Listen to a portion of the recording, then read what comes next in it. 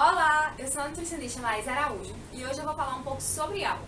Muita gente me pergunta se álcool atrapalha na dieta, então vamos lá. Você quer emagrecer? Então atrapalha. Cada grama de álcool possui 7 calorias e essas calorias são calorias vazias, que não tem nenhuma vitamina e nenhum mineral. Vamos pensar o seguinte, você vai sair numa noitadazinha e vai beber cerveja.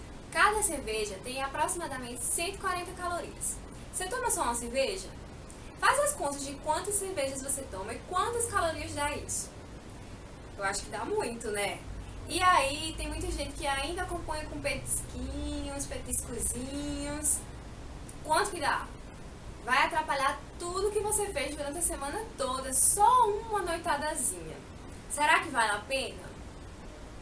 Você quer ganhar massa magra, quer hipertrofiar? O álcool atrapalha também. O álcool diminui os níveis de testosterona que participa da síntese de massa magra, da síntese de proteína. Além do mais, ele aumenta os níveis de cortisol, que é o hormônio do estresse. Então ele diminui a síntese de proteína e ainda aumenta o catabolismo das proteínas ou da massa magra que você já tem.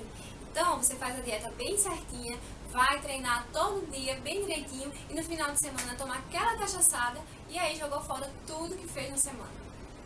Agora, se você quer se alimentar de forma mais saudável, comer melhor, mas ocasionalmente fazer uso de bebidas alcoólicas, você pode optar por bebidas menos ruins para a saúde. Por exemplo, o vinho.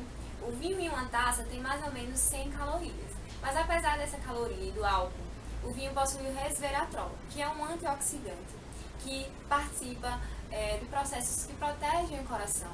Ele controla os colesteróis, diminuindo o colesterol ruim e aumentando o colesterol bom, por exemplo. Então, você deve avaliar, assim como os outros alimentos, se o álcool vai ou não atrapalhar seus objetivos. Quando e quanto você vai tomar de álcool.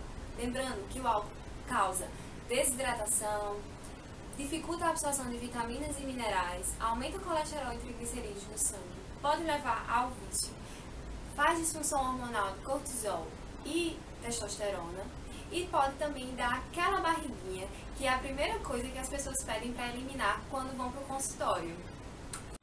O desafio de hoje é publicar uma foto que represente as escolhas do seu final de semana. Se você vai beber, se não vai beber, o que vai usar para substituir. Não esqueça de usar as hashtags 31 dias com a Nutri Laís Araújo e Duelo da Nutri.